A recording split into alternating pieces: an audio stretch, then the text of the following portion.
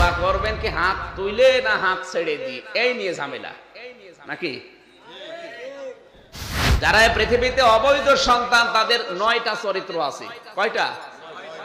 এটা পাবেন সূরা কলমের 10 থেকে 19 নম্বর আয়াত পর্যন্ত। এখানে 9টা চরিত্রের কথা আছে যারা অবৈধ সন্তান দুনিয়ায় তাদের। তার 1 নম্বরে ওরা আসমানি কিতাবের বিরোধী হয়।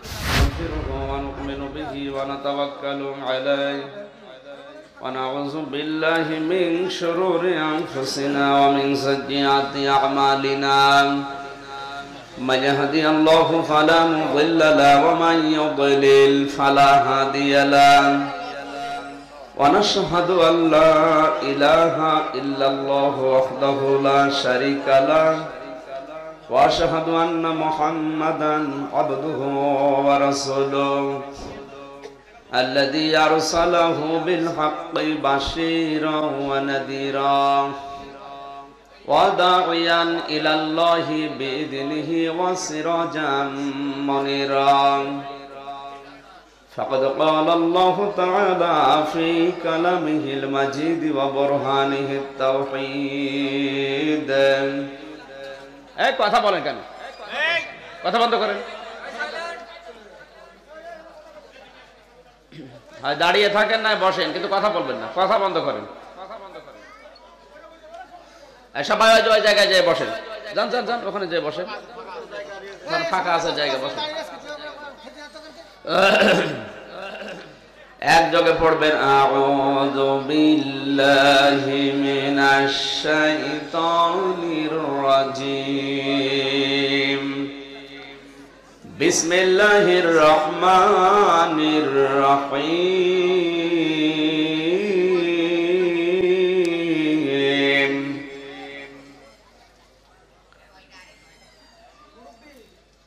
وقال ربكم ادعوني أستجب لكم إن الذين يستكبرون عن عبادتي سيدخلون جهنم داخرين صدق الله العظيم عن علي رضي الله تعالى عنه قال قال النبي صلى الله عليه وسلم يأتي على الناس زمان لا يبقى من القرآن إلا اسمه ولا يبقى من الإسلام إلا رسمه مساجدهم عامرة وهي خراب من الهدى علماؤهم شر من تحت أديم السماء من عندهم تخرج الفتنة وفيهم تعود رواه البيهقي وما زادهم إلا إيمانا وتسليما اللهم صل على سيدنا مولانا محمد وعلى آل سيدنا مولانا الحمد لله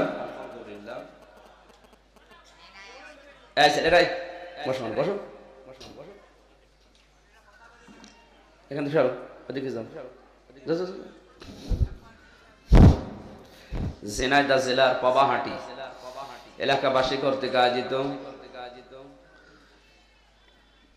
মৃত ব্যক্তিদের রুহের মাগফিরাত কামনায়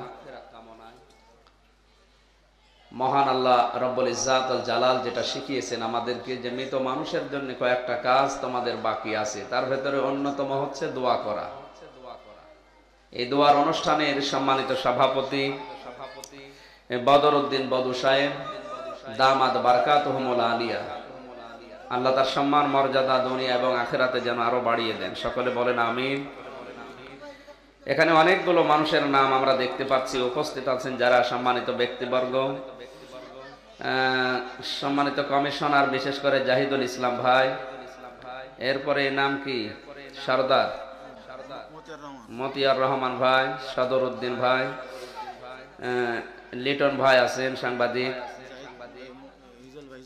হিজল ভাই আছেন, উনি একটু বাইরে গেছেন আবার আসবেন, মাসুদ ভাই আছেন, সাইদুল ভাই, আলী হোসেন, গোলাম মোস্তফা, দাউদ, শ্রমিক নেতা দাউদ ভাই, সম্মানিত ব্যক্তিবর্গদের সম্মান কামনা করছে আল্লাহ যেন তাদের মর্যাদা আরো বাড়িয়ে দেয়। বিশেষ করে ঝিনাইদহ জেলা যাদের জন্য পরিচিত বাংলাদেশে, আপনারা জানেন এক একটা জায়গায় আল্লাহ এক একজনকে বিখ্যাত করে দেয়। আমাদের কুষ্টিয়ার নাম বললে সারা বাংলাদেশ সহ বিশ্বের অনেকগুলো দেশে, হয়তো বাংলাদেশ অনেকে, বিশেষ করে বাংলাদেশ বলছে, খুলনা বিভাগ, খুলনা নাম বললে চিনবে না, কুষ্টিয়ার লালন বললে মানুষ চিনবে। কথা বুঝতেছে? ঝিনাইদহ জেলায় যে সমস্ত মানুষগুলোর নাম আমরা জানি, ইতিহাস যাদেরকে স্মরণীয় বরণীয় করে রেখেছেন, তাদের ভেতরে ভাষা সৈনিক, প্রবীণ রাজনীতিবিদ, সমাজসেবক, সর্বজন শ্রদ্ধাভাজন ব্যক্তিত্ব, জাহেদি ফাউন্ডেশনের প্রতিষ্ঠাতা চেয়ারম্যান মরহুম মোসামিয়া, ডাক নাম ছিল মোসামিয়া, জাহিদ হোসেন মোসামিয়া। আমি শুধু এখন না, এর আগেও শুনেছিলাম তিনি ইসলামী মাইন্ডের মানুষ ছিলেন। ধর্মীয় যে সমস্ত কাজ কারবার গুলো দুনিয়াতে আঞ্জাম দিয়েছেন, তার ভালো কাজগুলো আল্লাহ যেন কবুল করে। মানুষ হিসাবে তো অন্যায় জীবনে আছে, নবীরা ছাড়া পৃথিবীতে কেউ নিষ্পাপ না। সুতরাং মানুষ হিসাবে শয়তানের ধোকায়, নফসের জালে এই দুনিয়ার ফেরেবে পড়ে যদি কোনো অন্যায় তিনি করেন, আল্লাহ রাব্বুল আলামিন তার গফফার নামের খাতিরে যেন মোসামিয়াকে মাফ করে দেন। সামনে বসা মুসলমান ভাইরা, পর্দার আড়ালের সম্মানিতা মা এবং বোনেরা, প্রশাসনের ভাইরা, প্রাণপ্রিয় ঝিনাইদহবাসী, পরিবেশ এখনো ঠিক হয়নি, আপনারা এভাবে এত চলাফেরা করেন, দেওয়া লাগবে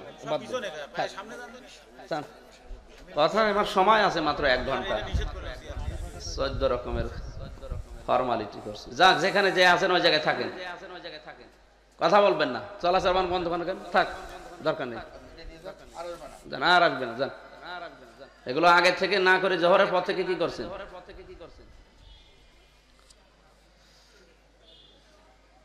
কোরআন কারীম হচ্ছে আমার আল্লাহর মুখের পবিত্র বাণী। আমার কথার যেমন নিজের আমার কাছে দাম আছে, আল্লাহর কোরআনের কথা আল্লাহর কাছে ওইরকম দাম আছে। এই জন্য নবীজি বলেন যে মানুষের অন্তরের ভেতরে কোরআনের কোনো ছায়া নেই, কোরআনের কোনো আলো নেই, ওটা মানুষের অন্তর বলা যায় না, ওটা হচ্ছে উজাড় গৃহ, শয়তানের ঘর। জোরে বলেন নাউজুবিল্লাহ। ঝিনাইদহে যে সমস্ত প্রতিষ্ঠানগুলো কোরআনের আলো ছড়িয়ে দেয় মানুষের ভেতরে, তার ভেতরে রিয়াজুল জান্নাহ একটা মাদ্রাসা আছে না, এটা অন্যতম। আল্লাহ রাব্বুল আলামিন বাইপাস রোডে এই রিয়াজুল জান্নাহ মাদ্রাসা, কোরআনের এই প্রতিষ্ঠানকে যেন কিয়ামত পর্যন্ত কোরআনের আলো ছড়িয়ে দেওয়ার জন্য কবুল করেন। আজকের এই অনুষ্ঠানটাও হয়তো তার সাথে একটা ছোট্ট পরিসরে হলো একটা ইঞ্জিনের মতো। জান্নাতে যে সমস্ত মানুষগুলো যাবে তাদের ভেতরে মাস্ট বি কোরআন থাকা লাগবে। কি থাকা লাগবে? কোরআন। কোরআনে কারীম আমার আল্লাহর মুখের পবিত্র বাণী। আমি আবার বলছি, এর মর্যাদা সম্মান এত বেশি। দুনিয়াতে আমরা দেখি যত দামি জিনিস হোক, এই যে দামি কাঠ আমরা দেখি, চন্দন কাঠ অনেক দামি, কেউ যদি পা দিয়ে লাথি দেয় বেয়াদব কেউ বলবে না।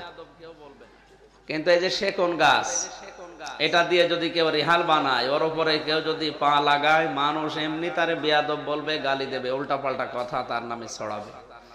সেকন গাছের দাম বেড়ে গেছে শুধু কোরআনের কারণে। কিসের কারণে বলেন?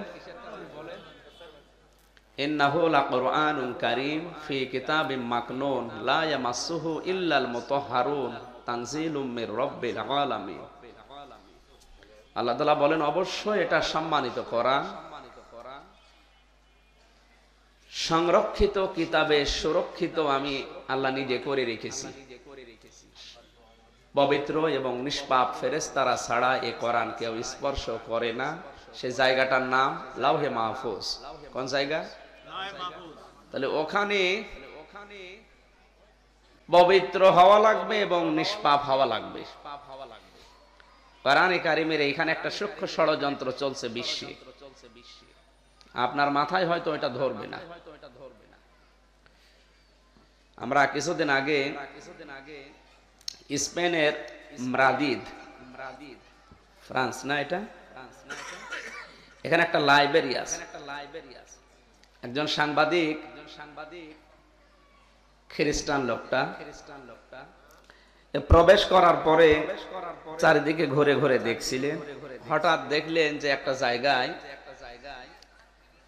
একজন মুসলমান মাথায় টুপি দিয়ে জব্বা গায়ে দিয়ে তিনি সেজদা দিয়ে আছে। কি করে আছে? সেজদা দিয়ে আছে। এর পিঠের উপরে একটা লোক দাঁড়িয়ে আছে। কথাগুলো বুঝতেছেন তো? একটা লোক তার পিঠের উপরে দাঁড়িয়ে আছে, ওর মাথার উপরে আবার আরেকজন দাঁড়িয়ে আছে, মানে কাঁধের উপরে। খ্রিস্টান এই দৃশ্য দেখার পরে কান্না আরম্ভ করলেন। লাইব্রেরির যিনি লাইব্রেরিয়ান আছে বললেন, আপনি কাঁদেন কেন? আপনি তো জাতিতে একজন খ্রিস্টান, তা আপনি তো অন্তত উপরে আছেন, একেবারে নিচে তো আপনি নেই, আপনার নিচে মুসলমান আছে। সুতরাং আপনি এবং আমি আছি উপরে, আমি হচ্ছে ইহুদি আর আপনি খ্রিস্টান, আমরা দুইজন উপরে আছি। আমাদের তো কাদার বিষয় না, আমাদের আনন্দের বিষয় যে আমি এদের মাথার উপরে দাঁড়িয়ে আছি। এই খ্রিস্টান সাংবাদিক বলছে, লাইব্রেরিয়ান ভাই, আমি কাঁদছি তো ওই কারণে না, আমি কাঁদছি অন্য কারণে। আমি চিন্তা করছি যে লোকটা সেজদায় আছে, ও তো এক ধ্যানে আছে, না জানি ও যদি একবার সেজদা থেকে উঠে সোজা হয়ে দাঁড়ায়, তা আমরা যে উপরে দুইজন আছি, আমাদের একজনের মাজা ভাঙবে, একজনের হাত পা ভাঙবে। আজ আমরা কোরআনে কারিম নিয়ে যদি সত্যিই দাঁড়াতে পারি, যেভাবে আজ আমাদেরকে পিষে মারার চেষ্টা চালাচ্ছে, শুধু একটু দাঁড়ানো দরকার। আমার এখানে শিক্ষা দেওয়ার বিষয় ছিল, পবিত্র এবং নিষ্পাপ ফেরেশতারা ছাড়া কোরআন কেউ স্পর্শ করে না। এটা কিন্তু দুনিয়ার জন্য না, এটা লাউহে মাহফুজের জন্য। কারণ ওখানে যারা আছে একদিকে পবিত্র আর একদিকে নিষ্পাপ। এটা কিন্তু এখন ক্লাস চলছে, এটা এক ঘন্টার একটা ক্লাস চলছে। এই ক্লাসে ছাত্রের মতো জবাব দেবেন, পৃথিবীতে কোনো মানুষ কি নিষ্পাপ এবং পবিত্র 100 ভাগ হওয়া সম্ভব? বলেন বলেন। না, আপনি চেষ্টা করলেও পারবেন না। এটা হওয়া সম্ভব শুধু ফেরেশতাদের জন্য। আর কোরআনে কারিম যেখানে আল্লাহ ফলকে সংরক্ষিত করে রেখেছেন, সেই জায়গাটার নাম আমরা জানি ফি কিতাবিম মাকনুন। সংরক্ষিত কিতাবে আল্লাহ সুরক্ষিত করে রাখলেন। মাকনুন শব্দের শাব্দিক অর্থ হয় হাতের স্পর্শ ছাড়া। এখানে সবাই আমরা জানি হাতের স্পর্শ লাগে না দুইটা জায়গায়। এক নাম্বার হচ্ছে মায়ের সন্তান যেখানে থাকে গর্ভে, আর 2 নাম্বার হচ্ছে লাউহে মাহফুজ। এই 2 জায়গায় মানুষের হাতের স্পর্শ আছে? বলেন। এই জায়গা থেকে যেটা বোঝা যাচ্ছে যে লা ইয়ামাসসুহু ইল্লাল মুতাহহারুন, পবিত্র ফেরেশতারা ছাড়া উহা কেউ স্পর্শ করে না। হুর মারজা কিন্তু লাউহে মাহফুজের দিকে। পবিত্র ফেরেশতারা ছাড়া ওইটা কেউ স্পর্শ করে না। আমরা আগে থেকে জানি যে ফেরেশতারা পবিত্রও হয়, নিষ্পাপও হয়। কি আশ্চর্য, এখানে কি কেউ দাঁড়িয়ে থাকে না?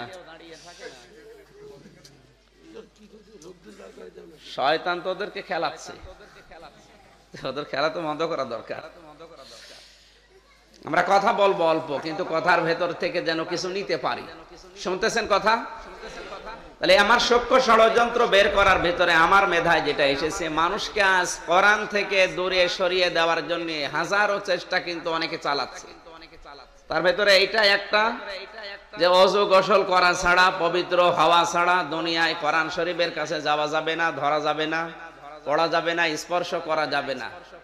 একটা মানুষ কিন্তু যদি 50 বছর হায়াত পায়, 50 বছরে একাধারে সর্বোচ্চ নয় 10 বছর সে ওযু গোসল করে থাকতে পারে, বাকি 40 বছর তার পবিত্র থাকা সম্ভব?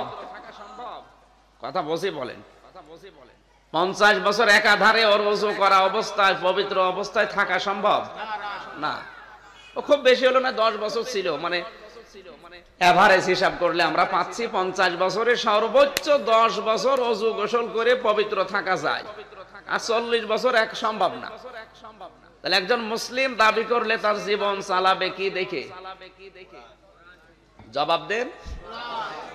তো ও তো 10 বছর নাই, কোরআন ধরবে, পড়বে, এ চলবে, বাকি 40 বছর তো কোরআনের কাছে আসতে পারে না, ও চলতেও পারবে না। তাহলে ওর ওই 40 বছরের জীবন কোথায় যাবে বলেন? আসলে এই আয়াতটা যেখানকার জন্য ওই শানে নজরুলে আমরা অনেকে জানি না।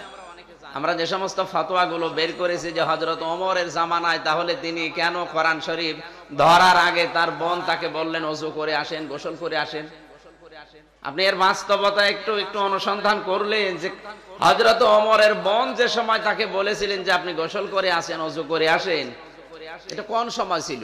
এই সময় কি ওযু গোসলের আয়াত আসলে নাজিল হয়েছিল? হয়নি।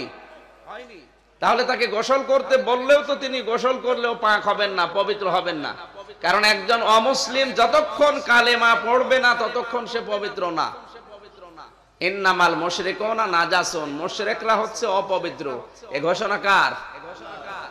তাহলে ওমরের বোন তাকে যে বললেন যে আপনি ওযু করে গোসল করে আসেন, এ কি পবিত্র হওয়ার জন্য? এটা বলেছিলেন মূলত তার রাগ কমাতে। কিসে? এজন্য রাগ হলে সিস্টেম হচ্ছে, কারো যদি রাগ হয় সে যেন অন্তত প্রথমে ওযু করে, শরীরের ভেতরে পানি ঢেলে দেয়, তাহলে তার রক্ত ঠান্ডা হবে। এরপরও যদি না হয় সে যেন অন্তত বসে পড়ে, এরপরে যদি না হয় সে যেন ষাট হয়ে শুয়ে পড়ে, তাহলে রক্ত চলাচলটা স্বাভাবিক হবে, তার রাগ আস্তে আস্তে কমবে। এই সিস্টেম এখন বিজ্ঞান দেখছে যে এইভাবে রাগ কমানো, মানুষের রক্ত গরম থেকে ঠান্ডা করা সম্ভব। অথচ 1500 বছর আগে বিশ্বনবীর হাদিস থেকে এটা প্রমাণিত যে মানুষের রাগ হলে ঠান্ডা জাতীয় কিছু তার শরীরে চেপে ধরো। সুবহানাল্লাহ বলো।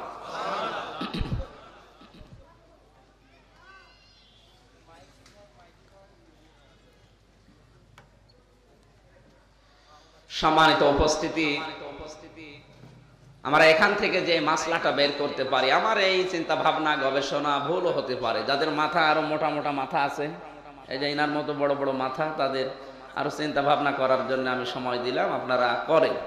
এটা কিন্তু ষড়যন্ত্র একটা। মানুষকে কোরআন থেকে যত দূরে সরিয়ে রাখতে পারবেন, তাকে দিয়ে শিরক, বেদাত, কুফরি এগুলো করানো সহজ হয়ে যাবে। এই জন্য আহ্বান জানাচ্ছি আপনাদেরকে মুসলিম হিসাবে, এই রমজান থেকে শুরু করে ওই রমজান পর্যন্ত প্রত্যেক দিন অন্তত 3-4 আয়াত করে কোরআনে কারিমের আপনি যে ভাষা বোঝেন ওই ভাষায়, আরবি থেকে বাংলা, ইংরেজি, ফার্সি, উর্দু, যে ভাষা আপনার আয়ত্তে আছে ওটার বঙ্গ অনুবাদ অথবা অর্থ ব্যাখ্যা বিশ্লেষণ করতে পারলে তো সোনায় সোহাগা। যতটুকু চেষ্টা করে দেখেন 2-3 বছরের ভেতরে পড়া কোরআন শরীফ আপনি শেষ করে ফেলতে। আমি এই 2 বার মতো শেষ করেছি এ পর্যন্ত। আমার তো মনে হচ্ছে আমি শুধু সরল অর্থ 2 বার শেষ করে আমার যে আয়ত্ত এসেছে, এখন আমাকে যদি কেউ পিটিয়েও চেষ্টা করে, শিরক আর বেদাত করাতে পারবে না। কারণ কোরআনের ভেতরে এই জিনিসপত্র আছে। আহ্বান জানালাম যে যেই বয়সে আছে আরবি অবশ্যই শিখবেন, পাশাপাশি আপনার মাতৃভাষায় বা যে ভাষা বোঝেন 2-3 আয়াত করে প্রতিদিন সরল অর্থ ব্যাখ্যা পড়লে আরো ভালো। আপনি একবার শেষ করে দেখেন, নারী হোক পুরুষ হোক, আপনাকে দিয়ে যে শিরক আর বেদাত গুলো মানুষ অজান্তে করায়, এগুলো করাতে পারবে না, গ্যারান্টি দিলাম। আল্লাহ যেন কোরআনের সাথে সম্পৃক্ত হওয়ার তৌফিক দেন, জোরে বলেন আমিন। হ্যাঁ, নাজাসাতে গালিজা, যেটা বড় নাপাকি যে সমস্ত আছে, স্ত্রী সহবাস বলে, স্বপ্ন দোষ বলে, এরপরে শরীর থেকে যে সমস্ত নাপাক গুলো নির্গত হয়, এরকম কোন বড় নাপাকি থেকে যদি আপনি বের হয়ে আসেন তাহলে কোরআনের কাছে আসবেন না। কিন্তু ছোটখাটো যে সমস্ত নাপাকি গুলো আপনার শরীরে আছে, আপনার এমনিতে স্বাভাবিকভাবে ওযু নেই, আপনি যদি বলেন না আমি কোরআনের কাছেও যাব না, ধরবও না, ছবও না, না, সে কোরআন কোন কোরআন? ওটা হচ্ছে হাফেজি, যেটা শুধুমাত্র কোরআন আরবি টু আরবি, কিন্তু যেখানে ব্যাখ্যা করা আছে, বিশ্লেষণ করা আছে, তাফসির লেখা আছে বাংলা, ইংরেজি, উর্দু, ফার্সি, বিভিন্ন ভাষায়। 4500 ভাষা এখন দুনিয়ায়। কত? অধিকাংশ ভাষায় কোরআন কিন্তু ভাষান্তর করা হয়ে গেছে, অনুবাদ হয়ে গেছে অলরেডি। আপনি যে ভাষা বোঝেন ওই ভাষায় আপনি ব্যাখ্যা করবেন, তাফসির করবেন, বিশ্লেষণ পড়বেন, পড়তে পারবেন না আপনার স্বাভাবিকভাবে ওজনে। আমি একবার চীনে দেখেছিলাম, চীন দেশে যে লাল বই আছে, ওদের বৌদ্ধদের একটা লাল বই আছে, ওদের ধর্মীয় গ্রন্থ ওটা। একজন চাষি এই ধান লাগাচ্ছিল, গম আর ধান এগুলো লাগাতে বারবার রাস্তা দিয়ে যাওয়ার সময় দেখিও ধান লাগায়, গম লাগায়, ক্লান্ত হয়ে যায়, 5 মিনিট সময় পায়, এসে ওই জমির আইলের ওপরে বসে পকেট থেকে ওই ছোট্ট বইটা বের করে এই 5-7 মিনিট পড়ে আবার বইটা নিয়ে চেন দিয়ে এইটে আবার কাজে লাগে। অনেকক্ষণ দেখার পরে ড্রাইভার যে আমার সাথে ছিল, বললাম যে কি হচ্ছে? বলছে স্যার এটা ওদের ধর্মীয় গ্রন্থ, বুকের উপরে রেখে দেয়, যখনই সময় পায়, এই যে ক্লান্ত হয়ে যাচ্ছে 1-1.5 ঘন্টা কাজ করার পর এসে সময় পেলে আবার ধর্মীয় গ্রন্থটা দেখছে যে ওর ভেতরে কি আছে। 5-7 মিনিট পড়ার পরে আবার যখন শরীরটা শ্রান্ত হয়ে যাচ্ছে তখন আবার কাজে লেগে পড়ছে। ওদের ধর্মীয় গ্রন্থের উপরে যদি টান, ওদের যে আকর্ষণ, এই টান তৈরি করার দরকার ছিল মুসলমানদের। আমাদের তো ওইসব তো চিন্তা ভাবনাও নেই। সুতরাং আমাদের ভেতরে যদি কোরআন না থাকে, আপনি যত দামি মানুষ হন, আল্লাহর নবীর ভাষায় আপনার অন্তর হচ্ছে শয়তানের ঘর। কিসের ঘর? আল্লাহ আমাদের অন্তরকে যেন কোরআনের আলো দিয়ে ভরপুর করে, জোরে বলেন আমিন। রাসূলের উপরে দরুদ আর সালাম পাঠ করছি। আমি বিশ্বনবী মুহাম্মদুর রাসূলুল্লাহর লক্ষ লক্ষ হাদিস থেকে একটা হাদিসের টুকরা পড়েছিলাম। এখান থেকে আওয়াজ বেশি হয় কি? মানুষ এরা কি, এরা এই কলটা বন্ধ করেন তো, কলটা বন্ধ করেন, বন্ধ করে দিন, একদম খুলে দিন দরকার হয়।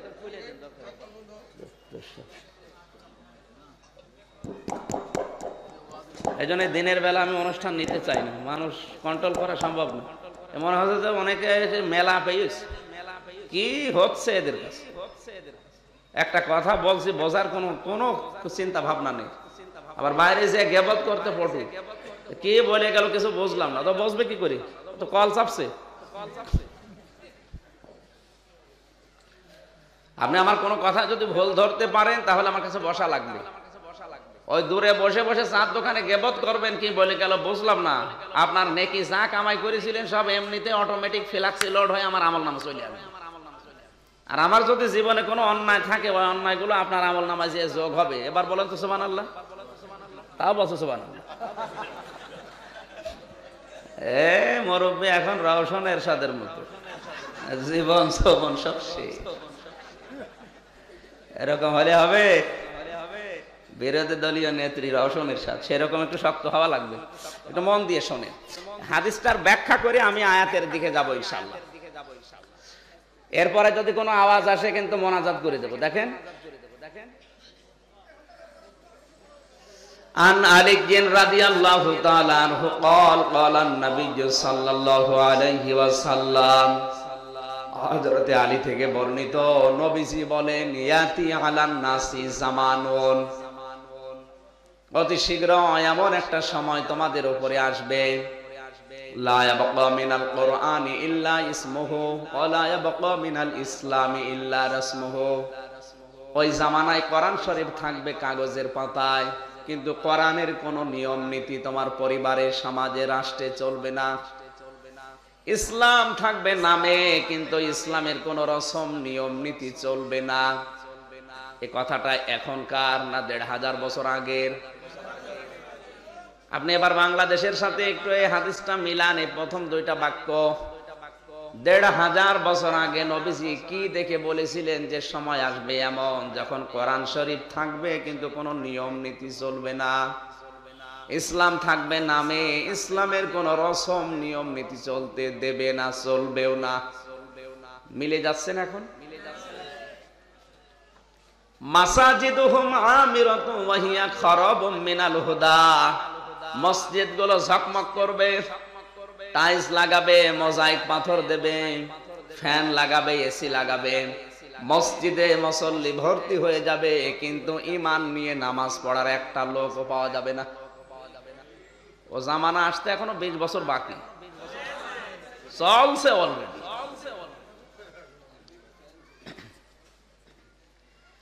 চতুর্থ বাক্য হচ্ছে উলামাউহুম শাররুম মিন তাহতি আদিমিস সামাই মিন ইনদিহিম। ওই জামানায় আলেমরা হবে জাতির কাছে সবচাইতে ঘৃণিত। এখন আলেম কাকে বলে? আমরা জানি আলেম হচ্ছে তিন প্রকার। কয় প্রকার? আল্লাহর নবী জানিয়েছেন উলামায়ে দাওলা, রাষ্ট্রীয় আলেম। এটা আগেও ছিল, এখনো আছে, কিয়ামত পর্যন্ত থাকবে। রাষ্ট্রীয় আলেমদের কাজ হচ্ছে রাষ্ট্রের নিয়ম নীতি, এটা জায়েজ হোক না জায়েজ হোক, ফতোয়া দিয়ে যে কোনো কায়দায় জায়েজ করে দেওয়া। এই আলেম এখন দেশে নেই। দুই নম্বরে উলামায়ে উম্মাত, উম্মতের আলেম। উম্মতের আলেমের কাজ কি? উম্মত যেদিকে হাঁটে, যেদিকে মতে, যেই পথে যায়, ও ওই দিকে রায় দেয়। ওর নিজেরও পেট চলে, উম্মতেরও পেট চলে। এটা 7টা বের করেছি বাংলাদেশে আমি। একটা বলছি, এই যে মানুষ মারা গেলে মানুষ খানা করে না? খানা এলাকায় নেই? 3 দিন, 7 দিন, 10 দিন, 40 দিন, বছর বছরে খানা করে। একটা মানুষ মারা গেলে যদি তার পক্ষ থেকে কিছু করেন, ওইটা হচ্ছে সাদকা। ওইটা কি? আর সাদকার মাল খাওয়া জায়েজ হচ্ছে তাদের যারা ইতিম, মিসকিন, অসহায়। আপনি একটু বলেন তো, যে খানাতে 1000 বা 5000 মানুষের দাওয়াত হয়, এখানে শুধু এতিম আর মিসকিন আসে? এই লোক আসে না? উনি তো এতিম। উনি এতিম না? ওনার মা বাবা আছে? আছে? মা বাপ নেই, তাহলে বুড়ো এতিম। এতিমই বুঝি না আমরা। আবার বলছি, মৃত ব্যক্তির পক্ষ থেকে যা করা হয় ওইটার নাম।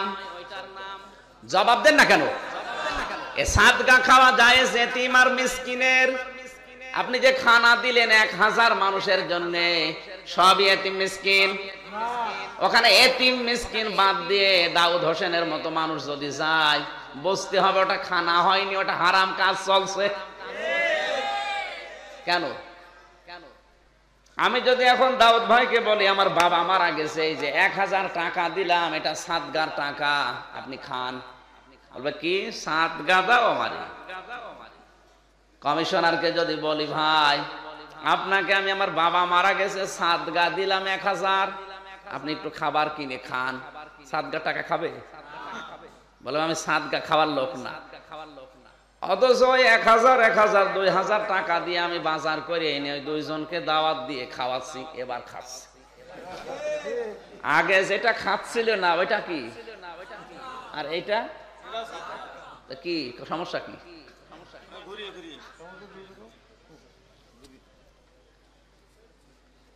এই যে নিয়ম নীতি কিন্তু আবহমান কাল থেকে চালু আছে।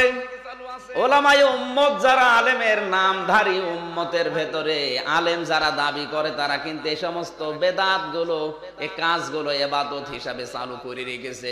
ইবাদতের পরিবর্তে এতিমের, মিসকিনের হক নষ্ট করছে। এই আলেমের নাম হচ্ছে ওলামায়ে উম্মত। উম্মত যেদিকে চলে, যেদিকে চলে, যেদিকে যায়, ও ওই দিকে রায় দেয়। 3 নম্বরে ওলামায়ে মিল্লাত। ওলামায়ে মিল্লাত মানে ধর্মের আলেম। ধর্মের আলেম কে খুশি হবে, কে বেজার হবে না, কারো দিকে তাকিয়ে না, সে রায় দেবে কোরআন আর হাদিস দেখে। এই রকম আলেম এখন পৃথিবীতে কম না বেশি? একেবারে কম। এই 3 নাম্বার উলামায়ে মিল্লাত যারা, তাদেরকে নবীজি জানিয়েছেন এরা হচ্ছে হকপন্থী আলেম, এরাই হচ্ছে সঠিক আলেম। এখন এই সঠিক হকপন্থী এদেরকে যদি আপনি দেখতে চান, তাহলে কোথায় যাবেন? 1500 বছর আগে বিশ্ব নবী জানিয়েছেন হকপন্থী ওলামা, হকপন্থী নায়েবে রাসূল, আলেম, এদেরকে যদি খোঁজ করতে চাও তাহলে 3 জায়গায় খোঁজ করবা। কয় জায়গায়? বলেন বলেন। 1 নম্বরে মাটির নিচে, তার মানে কবরে। কবরে গেলে আপনি হকপন্থী আলেম পাবেন। 2 নম্বরে জালেমের জেলখানায়। কোথায়? পৃথিবীতে যারা হক দাবি করেছে, আপনি তাকান, ইমাম আবু হানিফা হকপন্থী আলেম ছিলেন, তার মরণ হয়েছে বাইরে না। ইমাম আহমদ ইবনে হাম্বল তিনি এলেমের জাহাজ ছিলেন, অথচ মৃত্যু তার বাইরে হয়নি, মরণ হয়েছে কোথায়? জেলখানায়। ইমাম বুখারী রাহমাতুল্লাহ আলাইহি তারও মরণ কিন্তু দেশে হয়নি, বিদেশে তাড়িয়ে দিয়েছে তাকে।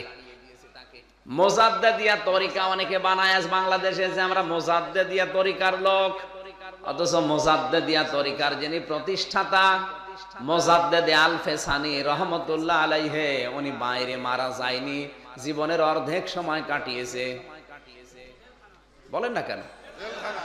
এ যা বললাম শব্দ বাতিল না হক, এদের পাওয়া যাচ্ছে কোথায়?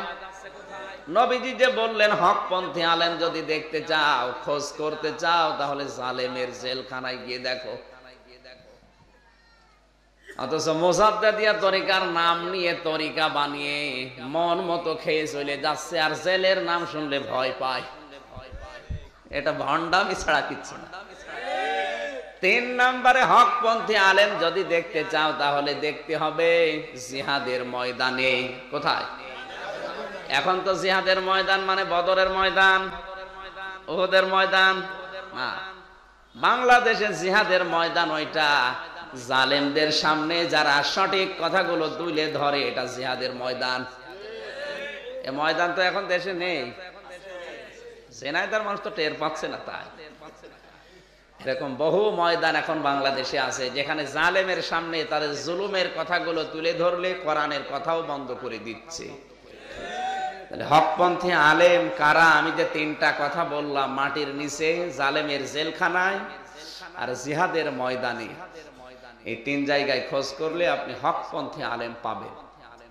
বাকি যে 2 প্রকার আছে, ওলামায়ে দাওলা রাষ্ট্রীয় আলেম, ওলামায়ে উম্মাত উম্মতের আলেম, এই মানুষগুলোকে মানুষ সামনাসামনি যদিও প্রশংসা করে কিন্তু পেছনে এদের ঘৃণা করে এবং মন থেকে এদের ঘৃণা করে।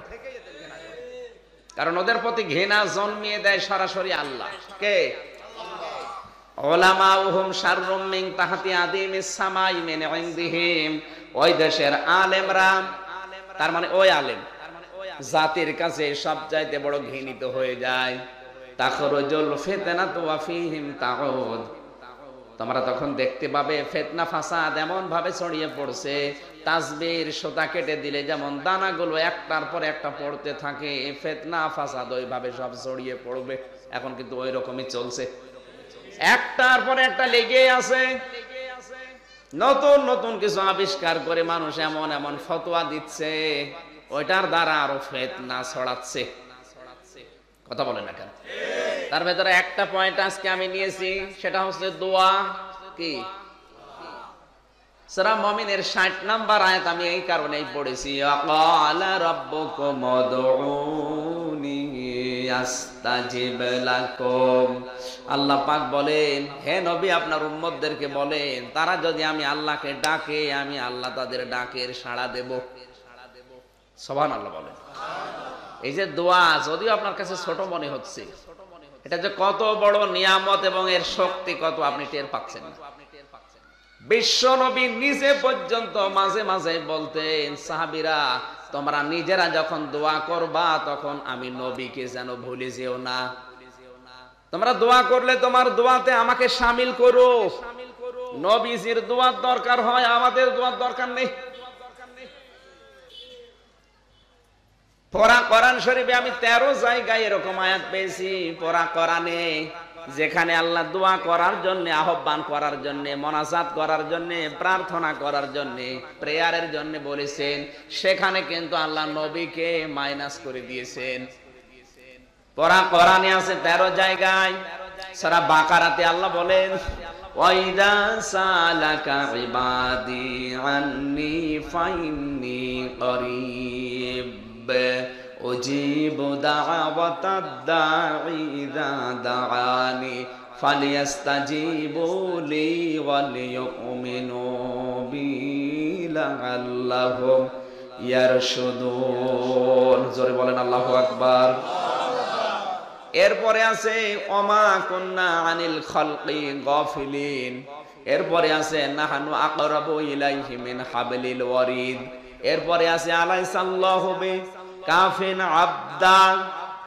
এরপরে আমি যেটা পড়েছি আজকে, ওয়াকালা রাব্বুকুম উদউনি আস্তাজিব লাকুম। পড়া কোরআনে এরকম আল্লাহকে ডাক দেওয়ার আয়াত, মোনাজাতের আয়াত কত জায়গায়? 13 বলেন।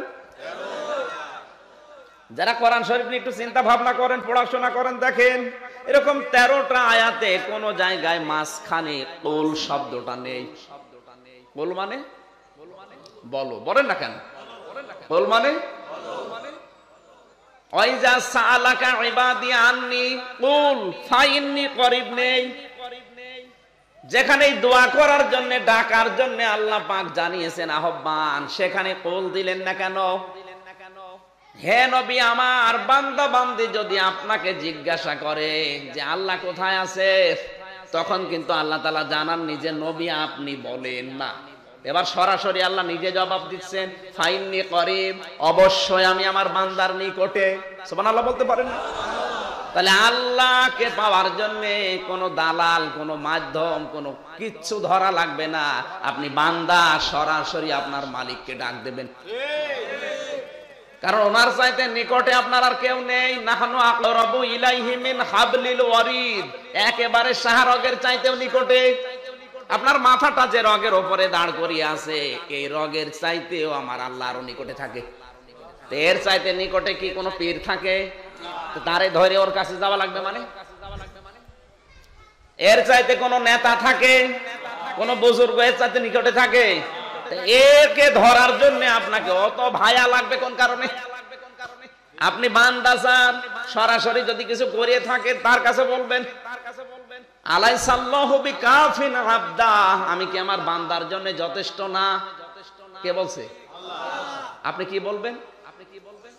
অবশ্যই যথেষ্ট, বলেন না কেন? অবশ্যই আমাদের আল্লাহ আমাদের জন্য যথেষ্ট। তাহলে এখান থেকে যে তথ্যটা পাওয়া গেল যে কোরআনে আল্লাহ যেখানে তাকে ডাকার কথা জানিয়েছেন, বিশেষ করে দোয়া করার জন্য, মোনাজাতের জন্য, সেখানে কোনো মাধ্যম রাখেননি। এমনকি নবীকে পর্যন্ত আল্লাহ বাদ দিয়েছে। হে নবী, আপনারও এখানে লাগবে না, আমার বান্দা আর আমি, আমাদের ভেতরে আলাদা সম্পর্ক। আর আমরা মাধ্যম ছাড়া কিছু বুঝি না। আরে মাধ্যম ধরতে গেলে ওরা তো বিভ্রান্ত করে ফেলে। এই জন্য দোয়া করা লাগবে। দোয়া করার জন্য আল্লাহ আহ্বান জানিয়ে শুধু শেষ করেননি। আল্লাহ তাআলা বলেন, ওয়াকালা রাব্বুকুম উদউনি আস্তাজিব লাকুম, আমাকে ডাকো, আমি ডাকের সাড়া দেব। মানে ডাক দেওয়ার কথা বলেই চলে যান না, উনি বলেন আমি ডাকের সাড়া দেব। যদি আল্লাহ কথা দেয় উনি ঠিক রাখবে না? বলেন বলেন। দোয়া করার জন্য বলতে বলতে হঠাৎ আল্লাহ আলোচনার ধরন পাল্টিয়ে ফেলেছেন। আল্লাহ পাক এবার চলে গেছেন অন্য জায়গায়, অথচ এর পরের আয়াত এটা, ইন্নাল্লাযীনা, নিশ্চয় যারা ইয়াস্তাকবিরুনা আন ইবাদাতি, অহংকার করে আমি আল্লাহর ইবাদত থেকে দূরে সরে থাকবে, মুখ ফিরিয়ে থাকবে, সায়াদখুলুনা জাহান্নামা দাখিরিন, অতি সত্বর লাঞ্ছিত করে আমি আল্লাহ তাকে জাহান্নামে দেব না দিয়েছি? হ্যাঁ, সায়াদখুলুনা এটা মোজারে, বর্তমান ভবিষ্যৎ, প্রেজেন্ট ফিউচার। দাখলা আল্লাহ দেয়নি, ইয়াদখুলুনা দিয়েছেন। কোন মানুষ যদি আল্লাহর ইবাদত থেকে মুখ ফিরিয়ে নেয়, আল্লাহ তাকে জাহান্নামে দেবে বলে অঙ্গীকার দিচ্ছেন। শুধু দেবে না, লাঞ্ছিত অপমানিত করে জাহান্নামে দেবে। জোরে বলেন নাউজুবিল্লাহ। এখান থেকে মুফাসসিরিন ইকরাম যেটা বের করতে পেরেছেন, দোয়ার কথা বলতে বলতে আল্লাহ হঠাৎ আলোচনার ধরন পাল্টিয়ে ইবাদতের কথা বললেন। তার মানে দোয়া করাটাই ইবাদত। এখন যদি মনে করেন এত দোয়া করে কিছু হয়তো হয় না, না, নবীজি বলেন কিয়ামতের দিন আল্লাহ পাক বান্দাকে একটা নেকির ঢের দেখাবেন। লোকটা বলবে, রব্বুল আলামিন, এত বড় কাজ তো আমি করি নাই। আল্লাহ তাআলা বলেন, আমিও জানি তুমি এক নেকির কাজে আঞ্জাম দাওনি, কিন্তু মাঝে মাঝে আমি আল্লাহর কাছে প্রার্থনা করতে, দোয়া করতে বিভিন্ন জিনিসের জন্য, আমি আল্লাহ সব দোয়া তোমার কবুল করিনি। জান্নাতে দেওয়ার জন্য, নিয়ামত বৃদ্ধি করার জন্য আমি কিছু রেখে দিয়েছিলাম, আর ওই বিষয়ে কবুল না করে দুনিয়া আমি তোমাকে কষ্টে রেখেছিলাম, ওই বিষয়টা না দিয়ে তোমারে মুসিবতে রেখেছিলাম। দুনিয়াতে যেহেতু কষ্ট পেয়েছো, ওই দোয়ার খাতিরে আমি আল্লাহ আজকে এই নেকিটা জান্নাতের জন্য তোমারে বরাদ্দ করে দিলাম। লোকটা আফসোস করবে আর বলবে রব্বুল আলামিন দুনিয়ায় তো আমি 1000 অন্তত দোয়া করেছি, 1000-এর ভেতরে হয়তো 5টা হলেও তুমি কবুল করেছিলে, ওই 5টাও যদি কবুল না করে আরেকটু কষ্ট দিয়ে দুনিয়ায় সব বাদ দিয়ে যদি আজকে একটু নেকিটা আরো বৃদ্ধি করে দিতে, জান্নাতের নিয়ামতে আমার কপাল আরো খুলে যেত। এই জন্য মুমিনের কোনো দোয়া আল্লাহ ফেরত দেয় না, কোনো দোয়া ফেরত দেয় না। কষ্ট হয়তো আল্লাহ দেবে আপনাকে, জ্বর হয়েছে আপনি দোয়া করলেন, ভালো হচ্ছে না, এই ভালো হচ্ছে না তাতে কি, এটার জন্য আপনার জান্নাতের নিয়ামত আল্লাহ বাড়াবে। এই জন্য দোয়া করা লাগবে। দোয়া, বাংলাদেশ আর পাকিস্তান আর ভারত, এই 3টা দেশে এই দোয়া নিয়ে এখন ভেজাল চলছে। এই দোয়া করবেন কি হাত তুলে না হাত ছেড়ে দিয়ে, এই নিয়ে ঝামেলা নাকি। নামাজ শুরু হবে তাকবীর দিয়ে, কি দিয়ে, আর নামাজ শেষ হবে সালাম দিয়ে। তাহলে নামাজ শুরু তাকবীর, নামাজ শেষ, নামাজ কি আর আছে? বলেন না কেন? শেষ। নামাজ যে একটা ইবাদত, এই নামাজটা শেষ হয়ে গেল। এখন বেদাত যারা যারা বলে যে মোনাজাত করলে বেদাত হয়, আমার প্রশ্ন হচ্ছে বেদাত কাকে বলে? বেদাতের সংজ্ঞা হচ্ছে ইবাদতের মধ্যে নতুন কিছু আবিষ্কার করা বেদাত, আর ইবাদতের জন্য নতুন কিছু তৈরি করা সুন্নাত। এদিকে তাকান ভাই, এদিকে তাকান ভাই। যদি না বোঝেন আপনাকে আমি আলাদা বসে বসে বোঝাচ্ছি, কিন্তু বোঝা লাগবে। এই বিষয় নিয়ে যদি পরবর্তীতে বসে আপনি চাঁদ দোকানে গেবত করেন, আপনার দাঁত মুখ সব খুলে ফেলা। না না, আপনি গেবত করবেন কোন কারণে? আপনি না বুঝলে দরকার আমি এক কথা 10 বার বলবো। এই সংজ্ঞাটা শুধু মনে রাখেন, ইবাদতের মধ্যে নতুন কিছু আবিষ্কার করা বেদাত, আর ইবাদতের জন্য নতুন কিছু তৈরি করা বেদাত নয়। মধ্যে আর জন্য শব্দ দুইটা। মধ্যে বলেন ইবাদতের জন্য মানে এই যে এই মসজিদটা যখন বানিয়েছিল এরকম কি এই যে ছাদ করা ছিল? হয়তো খড়কোটা দিয়ে টিন দিয়ে বানিয়েছে, কথা বলেন না কেন? আর দিন যত যাচ্ছে তত বিউটিফাই হচ্ছে, মোজাইক পাথর দেবে, টাইলস লাগাবে, এসি লাগাবে, রড লাগাবে, কত কায়দা আছে। একই ইবাদতের মধ্যে না ইবাদতের জন্য? এই যে এত ছোট্ট একটা কথা, ইবাদতের জন্য আপনি দুনিয়ায় যা করবেন এটা বেদাত হবে না, কিন্তু ইবাদতের মধ্যে যদি কিছু করেন ওটা কিন্তু বেদাত হবে। ইবাদতের মধ্যে মানে জিকির একটা ইবাদত। জিকির বলেন না কেন? এখন জিকির যদি ইবাদত হয় অবশ্যই তার নিয়ম আছে, তার নির্ধারিত কোন শব্দ আছে। জিকির ইবাদত, জিকিরের নির্ধারিত শব্দ আমরা হাদিসে পেয়েছি 4টা। সুবহানাল্লাহ, আলহামদুলিল্লাহ, লা ইলাহা ইল্লাল্লাহু, আল্লাহু আকবার। এই 4টা হচ্ছে জিকিরের শব্দ, 4টা। আর জিকির করার নিয়ম হচ্ছে 4টা। 4টা নিয়মে জিকির করা যায়। কোরআন জানিয়েছে ওয়াযকুর রাব্বাকা ফি নাফসিকা তাদাররুআ ওয়া খিফাতা ওয়া দুনাল জাহরি মিনাল কাওলি বিল গুদুবি ওয়াল আসাল ওয়া লা তাকুম মিনাল গাফিলিন। হে নবী, আপনার রবকে যখন ডাকবেন 1 নম্বরে মনে মনে। কিসে? ওয়াযকুর রাব্বাকা ফি নাফসিকা, মনে মনে ডাকবেন। 2 নম্বরে তাদাররুআন ওয়া খিফাতা, ভীত সন্তুষ্ট হয়ে কান্না জড়িত কণ্ঠে আবেগ নিয়ে। 3 নম্বরে দুনাল জাহরি মিনাল কাওলি, উচ্চ আওয়াজ বাদ দিয়ে। কোরআনের একটা একটা শব্দ যদি বোঝেন 500 রাকাত নফল নামাজের সওয়াব পাবেন। খালি চেষ্টা করেন বোঝার। তাহলে জিকিরের শব্দ পেলাম কয়টা? জিকিরের সিস্টেম পেলাম কয়টা? 4টা। এটা ইবাদত। এটা কি? এর বাইরে যদি কেউ নতুন করে কিছু তৈরি করে ওইটা কিন্তু বেদাত। তাহলে এই 4টা শব্দের বাইরে যত শব্দ দিয়ে বাংলাদেশে জিকির হয়, যেমন হু হু, একই জিকির, কি? বেদাত। এটা কি? এরপরে যে 4টা নিয়ম বললাম, মনে মনে, ভীত সন্তুষ্ট হয়ে, কান্না জড়িত কণ্ঠে, উচ্চ আওয়াজ বাদ দিয়ে, এই 4টার বাইরে যারা আজ লাভ ঝাপ দেয়, গাছে ওঠে, তাহলে এইটা কি ইবাদত না বেদাত? চট্টগ্রামে একবার আমি ছিলাম মাঝভান্ডারিতে, মাহফিল ছিল পাশে ফটিকছড়ি। ওখানে গিয়ে দেখে 1 লোক লাফাচ্ছে। এক মুরব্বীকে হাত ধরে বললাম, দাদা লাফান। লাফায় মানে জিকির করছে। এত লাফিয়েও তো টেনশনে আছে জান্নাত পাবো কিনা। তুমি বসে বসে জান্নাত পাবা? জান্নাত যদি পেতে চাও লাফাও। আমারে বলছে লাফা।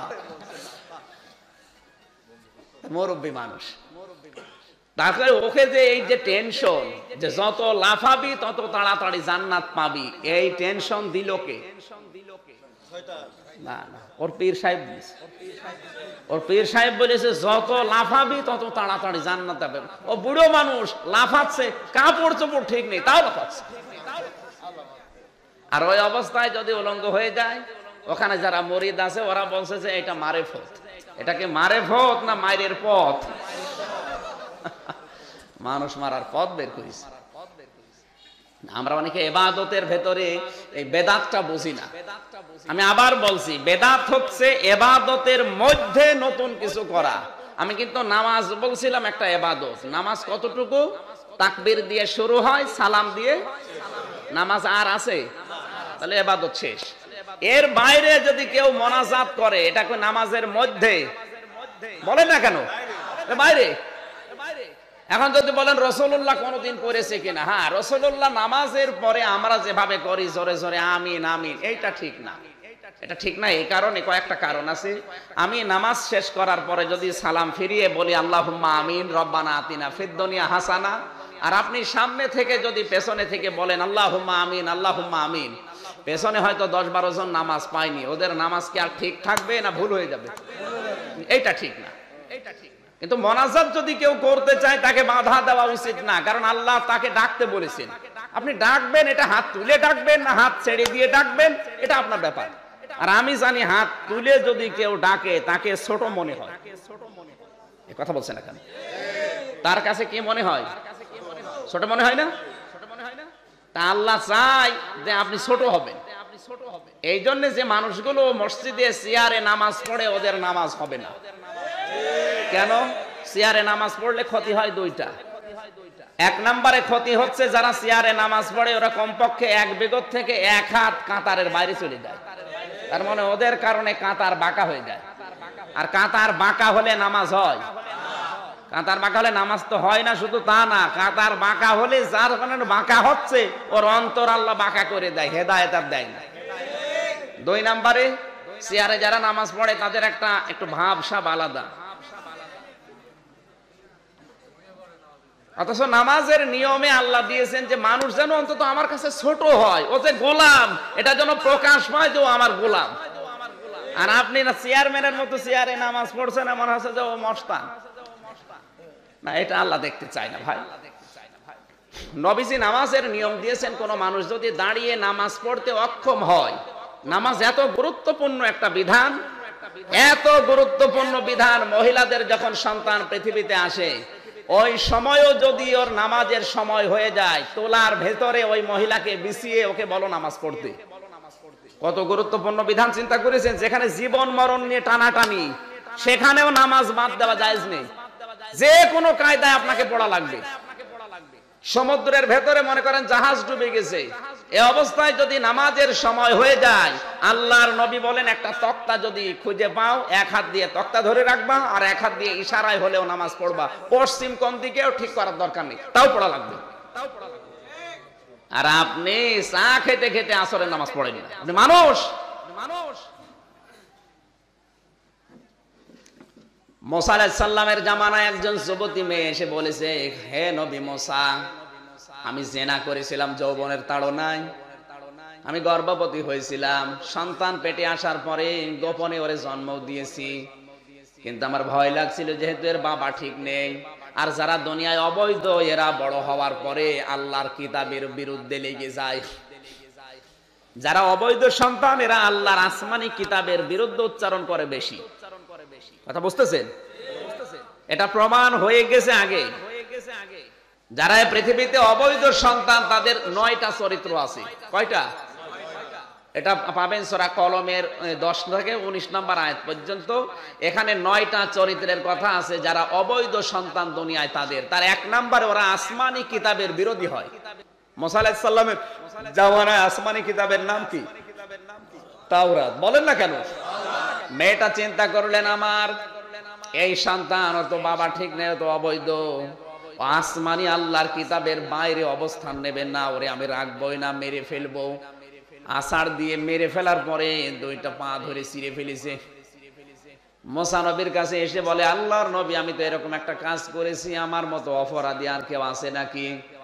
মুসা নবী আল্লাহর ওহীর অপেক্ষা না করে ফতোয়া দিলেন, না, তোমার মতো অপরাধী আর দুনিয়ায় নেই, তোমাকে আল্লাহ মাফও করবে না। একদিকে জেনা করা, অবৈধ সন্তান পেটে নেওয়া, সন্তান গর্ভধারণ করে দুনিয়ায় আবার জন্ম দেওয়া, এরপরে আবার নিজেই হত্যা করা, আষাঢ় দিয়ে মেরে ফেললে তোমার আল্লাহ মাফ করবে না, তুমি সবচাইতে বড় নিকৃষ্ট মানুষ এখন এই দুনিয়ায়। সঙ্গে সঙ্গে হযরতে জিবরাইল এসে বলেন, ইয়া আখি মুসা, হে ভাই মুসা, আমার আল্লাহ পাক আমাকে একটা ওহী দিয়ে পাঠিয়েছেন যে এই মহিলার চাইতে নিকৃষ্ট মানুষ আল্লাহর কাছে আছে। মুসা নবী ঘুরে দাঁড়ালেন, ইয়া আখি জিবরাইল উনজুর ইলাইকা, হে ভাই জিবরাইল আমার দিকে তাকান। কি বললেন আপনি? এই মহিলার চাইতে খারাপ মানুষ আবার কে?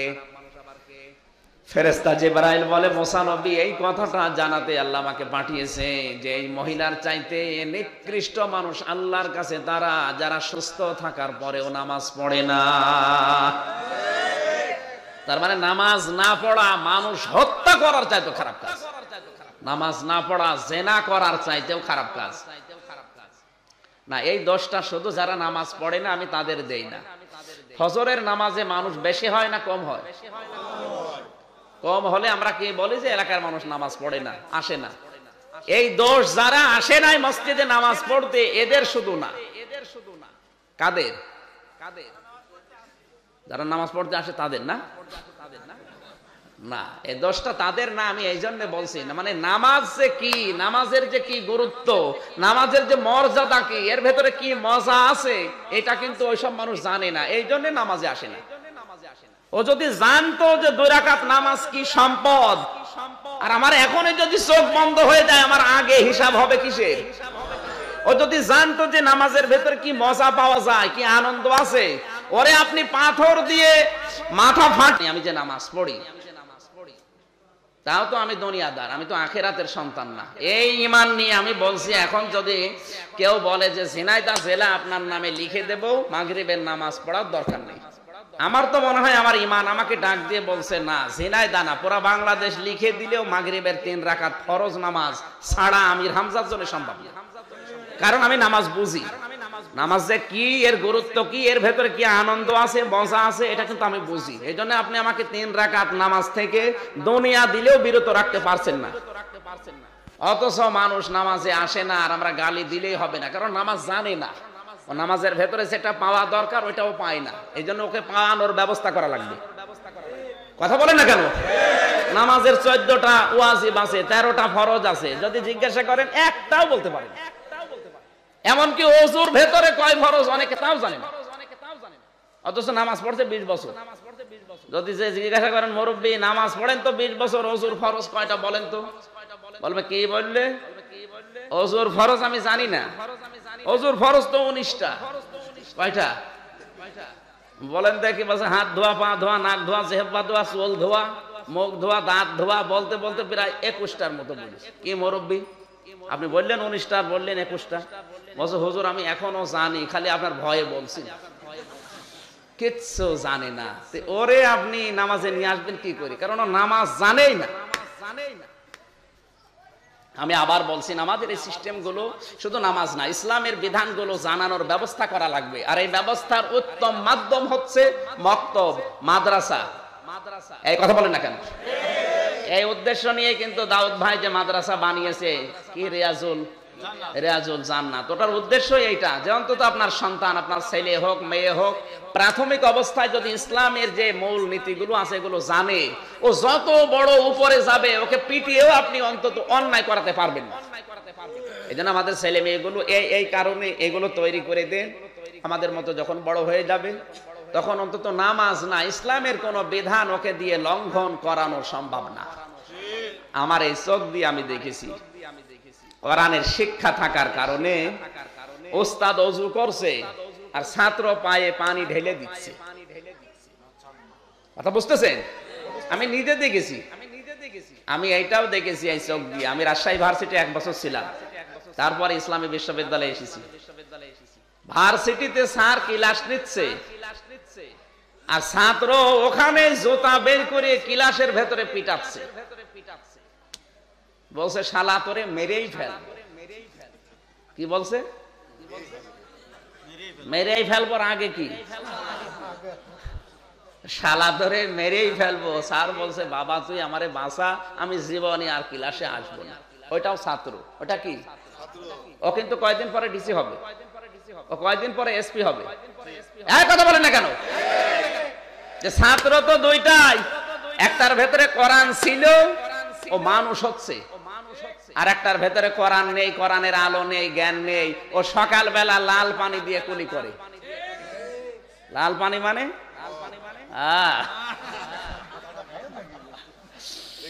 ওইটা দিয়ে কুলি করে। আমি নিজে বিশ্ববিদ্যালয়ে থাকাকালীন দেখেছি। সম্মানিত ভাইরা, না আপনার সন্তানকে আপনি ইঞ্জিনিয়ার বানাবেন, ডাক্তার বানাবেন, বৈজ্ঞানিক বানাবেন, কোনো অসুবিধা নেই। আপনার ছেলে ডিসি হবে, এসপি হবে, টিওনো হবে, ওসি হবে। আপনি প্রথমে ফাউন্ডেশনটা ঠিক করেন, ওখানে এই জ্ঞানগুলো দিয়ে দেন। ওকে তখন পিটিয়েও আপনি 2 রাকাত নামাজ থেকে সরাতে পারবেন না। জোরে বলেন সুবহানাল্লাহ। আমরা কথা বলছিলাম নামাজের এই নিয়মটা নিয়ে। নামাজের নিয়ম হচ্ছে আপনি যদি দাঁড়িয়ে অক্ষম হয়ে যান তাহলে আপনি বসে পড়বেন। কিভাবে? বসেও যদি না পারেন তাহলে আপনি ওই কাবার দিকে পাটা দিয়ে শুয়ে শুয়ে ইশারা করবেন যে এখন আমি রুকু করছি, সেজদা করছি, এখন আমি এই তাসবিহ পড়ছি। এই এখন যদি এইটাও না পারেন তাহলে আপনার নামাজ নাই। কিন্তু চেয়ারে বসে বাবুগিরি করা লাগবে, এটা কোন জায়গায় আছে আপনি দেখান, তারপরে চেয়ারে বসেন। আমি এটা বলছি দুঃখ নিয়ে, কারণ অধিকাংশ মসজিদে প্রায় 8-10 কাতার শুধু চেয়ারই, অথচ যারা আসে ওরা কিন্তু ভালো মানুষ। ওদিকে বাড়িতে বউ পিটিয়ে এখানে এসে পা ব্যথা, মাজা ব্যথা। ওদিকে বাড়িতে যে পিটিয়ে আসতেছে, ওখানে তোমার হাতে ব্যথা হয় না, মাজায় ব্যথা হয় না। যত ব্যারাম সব এসে মাজা মসজিদে। ওর মাজায় মারা দরকার। কি খাইটি, ওর মাজায় মারা দরকার। এতক্ষণ তো ভালো ছিলে। কাবা শরীফের ইমাম গতকালকে জমার দিন, কাবার ইমাম বান্দর বালিলি, ডক্টর বান্দর বালিলি, মক্কা উম্মুল কোরা বিশ্ববিদ্যালয়ের অধ্যাপক, উনি ফতোয়া দিয়েছেন যে মসজিদে নববীতে এবং কাবা শরীফে যদি কেউ চেয়ারে বসে নামাজ পড়ে, চেয়ার সহ ভেঙে গুড়িয়ে দাও। কিসের চেয়ার? ভণ্ডামি করার জায়গা পাও না। এই মসজিদে মনে হয় সব নেই, আছে? এখন ভাঙেন চেয়ার দিয়েছে। আপনি যদি মসজিদে আসতে অক্ষম হন, আপনি আবার চেয়ারে পড়েন, সভাপতির বিরুদ্ধে গেলে তো মাহফিল বন্ধ হয়ে যাবে। আল্লাহুম্মা আমিন। না, আমি আমার কোরআন হাদিসের ফতোয়া বললাম। ওলামায়ে মিল্লাতের যেটা কাজ, ওলামায়ে ধর্মের আলেমদের যে কাজ, আমি কারো দিকে তাকিয়ে কে খুশি হবে বেজার হবে ওইটা আমার দেখার দরকার নেই। আমার বাবাও যদি ওইরকম করে, আমার বাবাকেও সংশোধন করার দায়িত্ব আমার। হযরত ইব্রাহিম আলাইহিস সালামের বাবা মূর্তি পূজা করতেন। তিনি ডাক দিয়ে বললেন, বাবা আমার কাছে যে জ্ঞান আছে আপনার কাছে আসে নাই। আমি দেখতে পাচ্ছি আপনি স্পষ্ট বিভ্রান্তিতে আছেন, সুতরাং আপনি ওটা ছেড়ে দিন। নবী হয়ে যদি বাবাকে বলতে পারে, আমির হামজা বলতে পারবে না? বলেন। এই জন্য দোয়া করার থেকে আমি এই জায়গায় এসেছিলাম। দোয়া করাটা ইবাদত। এখন এই দোয়ার ক্ষেত্র হচ্ছে বিভিন্ন জায়গায় বিভিন্ন রকম। এখন আপনি বাসে উঠবেন, ট্রেনে উঠবেন, এই জায়গায় দোয়া নেই। বাসে ওঠার সময়, ট্রেনে ওঠার সময় দোয়া হচ্ছে সুবহানাল্লাযী সাখখারা লানা হাযা ওয়া মা কুন্না লাহু মুকরিনিন ওয়া ইন্না ইলা রাব্বিনা লামুনকালিবুন। এখন যদি বলেন দোয়া করে তো বাসে ওঠা লাগে, বাস আসতেছে, ট্রেন আসতেছে, আর আপনি দোয়া করছেন সুবহানাল্লাযী সাখখারা লানা, তো আপনার হ্যান্ডেল ধরবে কিটা? ওই জায়গায় দোয়া কি? ওই জায়গায় দোয়া হচ্ছে আপনি যে হ্যান্ডেল ধরেন আর বলেন সুবহানাল্লাযী সাখখারা লানা। আপনি যদি মানে মোনাজাত করে আমি উঠবো, ওদিকে বাস ছেড়ে দিব, তাহলে এই জায়গায় কি হাত তুলে মোনাজাত বলেন? মানুষ উল্টা পাল্টা ধারণা করে, হ্যাঁ মোনাজাত হাত তুলে করলো বেদাত। আরে রাসূলুল্লাহ নিজে বদরের ময়দানে এত উপরে হাত তুলেছিলেন, তার বগলের সাদা জায়গা পর্যন্ত দেখা যাচ্ছিল। মোনাজাত যদি হারাম হবে, উনি মোনাজাত করে হারাম কাজ করলো? ক্ষেত্র আলাদা আছে, আলাদা আলাদা। যে জায়গায় যখন যেটা দরকার আপনাকে ওইভাবে করা লাগবে। আর রাসূলুল্লাহ মোনাজাত করেছিলেন তার চাচার জন্য। কিসের জন্য? চাচা যখন মারা যাচ্ছিলেন ওই সময় তিনি বলেছিলেন, রব্বুল আলামিন তুমি আমার চাচা আবু তালিবকে একটু হেদায়েত দাও। কাছে গিয়ে দেখলেন, দেখি হেদায়েত পাই কিনা। বললেন, চাচা ইয়া আম্মি আবি তালিব কুল লা ইলাহা ইল্লাল্লাহ হাজ্জুল লাকা ইনদাল্লাহি ইয়াউমাল কিয়ামা। এই যে মোনাজাত, এই যে দোয়া, এই দোয়াটা আবু তালেবের কাছে নবীজিকে এইভাবে করলেন। বলেন, মানে কানের কাছে গিয়ে বললেন, ইয়া আম্মি আবি তালিব, হে আমার চাচা আবু তালিব, কুল লা ইলাহা ইল্লাল্লাহ, আপনি শুধু বলেন যে লা ইলাহা ইল্লাল্লাহ মুহাম্মদুর রাসূলুল্লাহ বলা লাগবে না। হাজ্জুল লাকা ইনদাল্লাহি ইয়াউমাল কিয়ামা, কিয়ামতের দিন আমি আপনাকে সুপারিশ করে জান্নাতে দিয়ে আসব। পাশে আবু সেহেল আর উতবা সাইবা এগুলো দাঁড়িয়েছিল, আবু সুফিয়ান।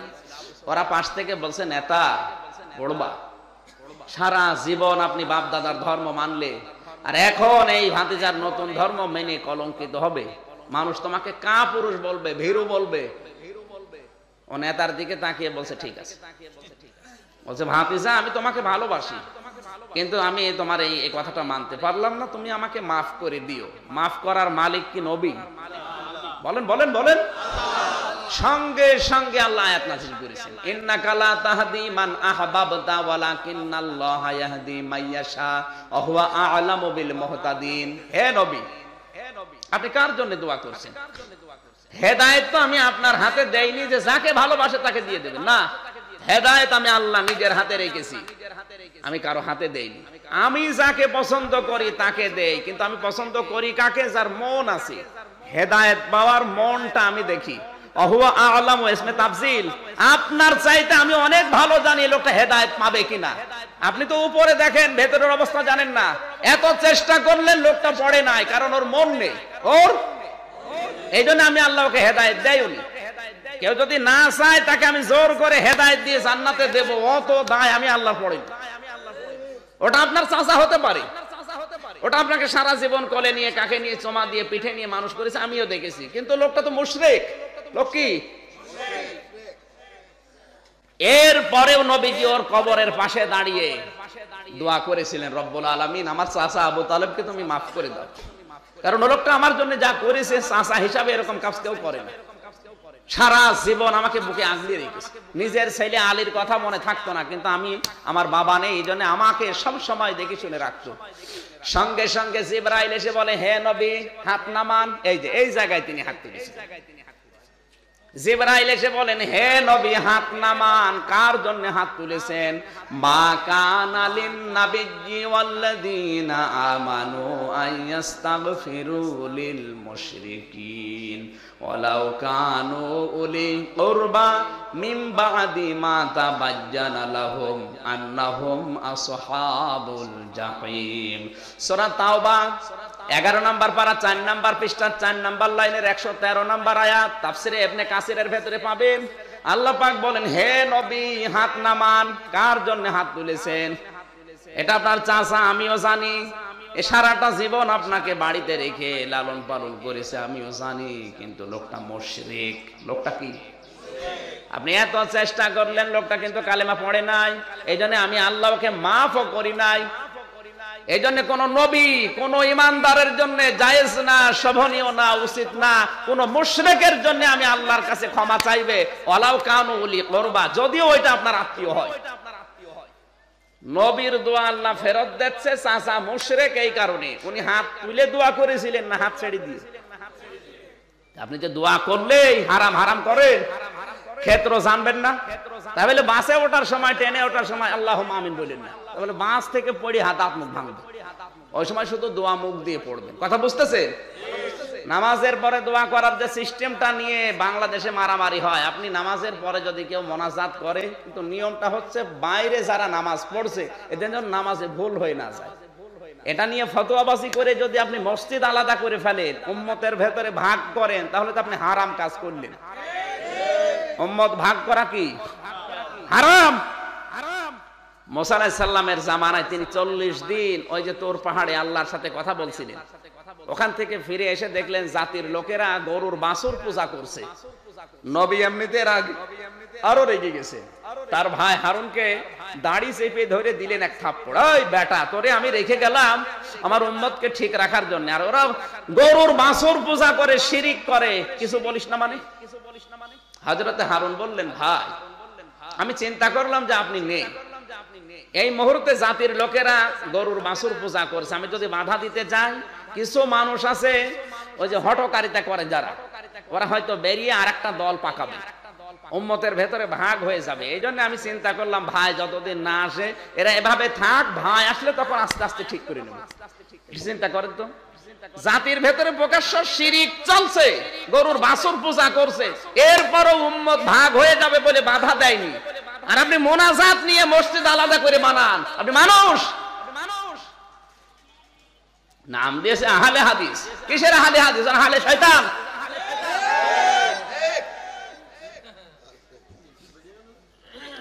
না, এগুলো বাদ দেওয়া লাগবে ভাই, দোয়া করা লাগবে। হাত তুলে করে না হাত ছেড়ে দিয়ে করেন, দোয়া করাই লাগবে। দোয়া করার নির্দেশ সরাসরি আল্লাহর, আর কারণ দোয়াটা ইবাদত। দোয়া কি? এই ইবাদত থেকে যারা অহংকার করে মুখ ফিরিয়ে থাকে, যেখানে দোয়া করে না ওখানে দোয়া করার দরকার নেই। মনে করেন এই মসজিদে নামাজের পরে মানুষ হাত তুলে মোনাজাত করে, আর আপনি যদি একা একা এভাবে বসে থাকেন, মনে হচ্ছে কি হয়েছে, একটা অহংকারী ভাবনা। আপনি কোন কারণে এরকম করেন বলেন? আর যেখানে এই সিস্টেম নেই, যেখানে আমিন বলে না কেউ, আপনি যদি বলেন একা একা আমিন, অন্য মানুষের নামাজও ভুল হয়ে যাবে, মনে করবে এ নতুন ফেরেশতা নাজিল হয়েছে, এ কি করছে। আপনার এই ছোট্ট একটা নফল সুন্নত মুস্তাহাব আমলের কারণে কত মানুষের নামাজই ভুল হয়ে যাচ্ছে। কারণ আমলে কাসির করলে নামাজ কি হয়? বাতিল।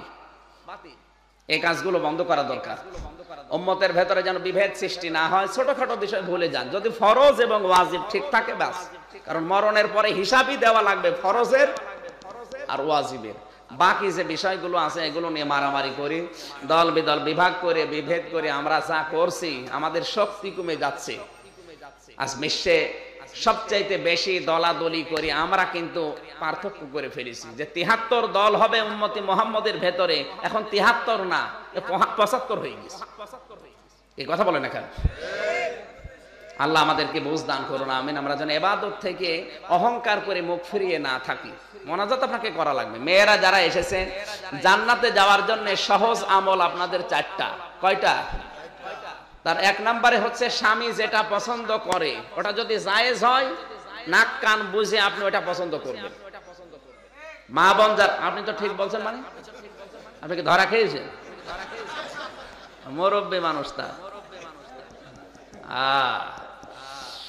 স্বামী যেটা পছন্দ করে ওটা যদি জায়েজ হয়, সে যে কোনো বিষয় হোক, স্বামী পছন্দ করছে যদি জায়েজ হয়, আপনি নাক কান বুঝে ওইটা পছন্দ করবেন, তাহলে জান্নাতের দরজা খোলা থাকবে। স্বামী পছন্দ করে কি যে আপনি একটু সাজগোজ করে থাকেন, তাহলে আপনাকে সাজগোজ করা লাগবে।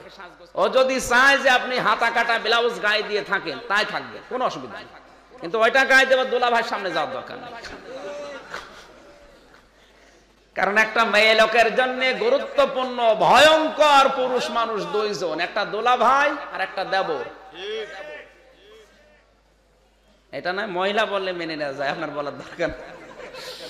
আর একটা পুরুষের জন্য ভয়ঙ্কর মহিলা দুইটা, একটা শালী আর একটা ভাবি। আল্লাহ আমাদের এই হেফাজত করুক এই সমস্ত জায়গা থেকে, জোরে বলেন আমিন। তাহলে মা বোন যারা এসেছেন, আপনারা একটা আমল বললাম যে স্বামী যেটা পছন্দ করে ওটা যদি জায়েজ হয়, আপনার যত কষ্ট হোক দুনিয়ার এই ছোট্ট জীবনে আপনি মানিয়ে নিন। স্বামী পছন্দ করছে বিয়ের পরে ওর মা বাবা যেন ওর সাথে থাকে, আপনি মেনে নিন। আপনি যদি বলেন না আমি ওর সাথে থাকবো না, আলাদা হব, আপনাকে কিন্তু আল্লাহ জান্নাত দেবে না, কারণ স্বামী ওটা পছন্দ করে। এক কথা বলছেন এখানে। এখানে যতগুলো স্বামী বসে আছে দেখেন তো, প্রত্যেকটা এই যতগুলো স্বামী আছে তাকান, স্বামী আছেন কারা? হাত তোলেন তো। শুধু স্বামীরা, বিয়ে না করে আবার হাত তোলার দরকার নেই, আবার 2 হাত তুলছে। 1 হাত তোলেন, আলহামদুলিল্লাহ। ভিডিওর লোক কোন জায়গায়? আমরা আলহামদুলিল্লাহ স্বামী যারা আছে, অনেকে এখন হয়তো বিয়ে করেনি, তারা হাত তোলেনি। যারা করেছে তারা অন্তত হাত তুলে দেখালো। এই প্রত্যেকটা স্বামীকে আবার যে জিজ্ঞাসা করেন, প্রতিজন বলবে আমার মা বাবা আমার সাথে থাকবে, এইটাই আমি চাই। কথা বললেন না কেন? কিন্তু অনেক বউ এটা চাই না। হ্যাঁ, বিয়ের পরে শুধু আলাদা হও এরকম গান গায়, এরকম বউ দেশে নেই? কার বউ এরকম? হাত তোলেন তো। একজন আছে, ঠিক আছে, আলহামদুলিল্লাহ। মা বোনেরা যারা এসেছেন শুধু নামাজ পড়ার, রোজা রাখা আর ওই কালো বোরকা পরে ঘুর করে ঘুরে বেড়ায়, এর নাম ইবাদত না। স্বামী যেটা পছন্দ করে ওইটা আপনাকে পছন্দ করা লাগবে যদি জায়েজ হয়, নয়তো আপনাকে এই নামাজ পড়ে রোজা রেখে আল্লাহ জান্নাত দেবে না। আল্লাহ আমাদেরকে মেয়েদেরকে এই আমলটা করার তৌফিক দিন। উনি পছন্দ করছে আপনি সাজগোজ করে থাকবেন, অবশ্যই আপনাকে সাজতে হবে। এখন যদি বলেন সাজের কিছু কিনে দেয় না, তাহলে ওইটা তো স্বামী না, ও তো কারণ। ওইরকম কারণ মার্কা স্বামী হলে আপনার আবার হিসাব দেওয়া লাগবে। মা বোনদেরকে সাজগোজের জন্য যদি আপনি নিজে পছন্দ করেন তাহলে আপনি কিনে দেবেন। নার ওয়াদখিলনাল জান্নাতা মা'আল আবরার ইয়া আজিজ ইয়া গাফফার ইয়া রাব্বাল আলামিন। আল্লাহ তাআলা আসরের কবলে নামাজের আগে কোরআনে কারীম থেকে কিছু কথা শোনার পরে আমরা হাত তুলেছি। আল্লাহ এই কথাগুলোর ভেতরে যদি ভুল ত্রুটি হয়ে থাকে মাফ করে সওয়াবগুলো নবীজির রওজায় পৌঁছিয়ে দাও। দুনিয়ার মাটির নিচে কত মানুষ ঘুমিয়ে আছে, হাজার হাজার মন মাটি বুকে নিয়ে যারা ঘুমিয়েছে, আল্লাহ কবরগুলো জান্নাত বানিয়ে দাও। এলাকায় মাটির নিচে কত মানুষ আছে, আর কেউ আমাদের কাছে কথাও বলে না, সেও না। বাবা মা যদি আমেরিকায় থাকে, 1 মিনিটের ভেতরে খোঁজ খবর নিতে পারতাম কি অবস্থায় আছে। পাশে বাঁশবাগানে আল্লাহ তাআলা পাশে পুকুরের ধারে ঘুমিয়ে আছে, আমরা কোনোদিন খবর নিতে পারিনি। তোমার বান্দা তোমার ডাকে সাড়া দিয়ে বিভিন্ন জায়গায় ঘুমিয়ে আছে, তাদেরকে তুমি জান্নাতের ঘুমে ঘুম পাড়িয়ে দাও। বিশেষ করে ঝিনাইদহ জেলার কৃতি সন্তান, বরেণ্য ভাষা সৈনিক, প্রবীর রাজনীতিবিদ, বিশিষ্ট সমাজসেবক, সর্বজন শ্রদ্ধাভাজন ব্যক্তিত্ব জনাব জাহিদ হোসেন মোসামিয়া, আল্লাহ তাআলা তুমি তার কবরের জায়গাটা জান্নাতুল ফেরদাউস বানিয়ে দাও। আমি মুসাফির অবস্থায় আছি, নবীজি জানিয়েছেন মুসাফিরের দোয়া আল্লাহ কবুল করেন। আল্লাহ তাআলা কত মানুষ এখানে হাত তুলেছে, মোনাজাতের দিকে তাকাও, আমাদের এই হাতের দিকে তাকিয়ে তোমার বান্দা জাহিদ সাহেবকে মাফ করে দাও। তার সন্তানাদি দুনিয়ায় যেগুলো আছে এগুলো তুমি সহি সালামতে রাখো, তাদের ব্যবসা বাণিজ্যে হালাল রুজিতে বরকত দান করো। রব্বুল আলামিন কত মানুষ এখানে দোয়া চেয়েছে, আজকে আসার সময় তুমি নিজে জানিয়েছো ওয়াকালা রাব্বুকুম উদউনি আস্তাজিব লাকুম, আমার কাছে দোয়া করো আমি দোয়ার সাড়া দেব। বিশ্বাস নিয়ে হাত তুলেছি, আমাদের এই মোনাজাত তুমি ফেরত দিও না। এই মসজিদের সম্মানিত সভাপতিকে কবুল করো, যারা এখানে নিয়মিত সেজদা দেয় আল্লাহ এদের সেজদাগুলো তুমি কবুল করে নাও। তুমি মানুষকে বানিয়েছো এই সেজদা দেওয়ার জন্যে, এদের চেহারার দিকে তাকালে মনে হয় মানুষ তৈরি হয়েছে তোমাকে সেজদা দিতে। হাত দিয়ে, কপাল দিয়ে, নাক দিয়ে, এভাবে মানুষ ছাড়া দুনিয়ায় তোমারে কেউ সেজদা দিতে পারে না। আমরা যারা সুস্থ আছি, সবল আছি, আমাদেরকে জোর করে হলেও তুমি সেজদা দেওয়ার তৌফিক দাও। এ মাহফিলের আয়োজন করতে গিয়ে তোমার যে গোলামগুলো চেষ্টা চালিয়েছে, আল্লাহ তাআলা ওই মানুষগুলোকে কোরআনের ইজ্জতে ওমরের মতো বানিয়ে দাও। সর্বজন শ্রদ্ধাভাজন ব্যক্তিত্ব যারা এখানে বসে আছে, বিশেষ করে আমার হিজল ভাই, আল্লাহ তার জীবনের অপরাধগুলো মাফ করো, যার জীবনের ভালো কাজগুলো কবুল করো। এই মসজিদে 20,000 টাকা অনুদান দিয়েছে, এই টাকা তুমি ইসলামের কাজে মঞ্জুর করে নাও। বারাকাল্লাহু লানা ওয়া লাকুম ফিল কোরআনিল আযীম। করোনায় কখন কার মরণ আসে জানি না, যে কয়েকদিন হায়াতে তুমি রেখে দিয়েছো ঈমানের সাথে রেখে দাও। যখন এই মরণ আসবে হাদিয়া তওফা হিসাবে গ্রহণ করে তোমার সাথে সাক্ষাৎ করার তৌফিক দাও। আর মুখ দিয়ে যেন আমরা বলতে পারি লা ইলাহা ইল্লাল্লাহু মুহাম্মাদুর রাসূলুল্লাহ।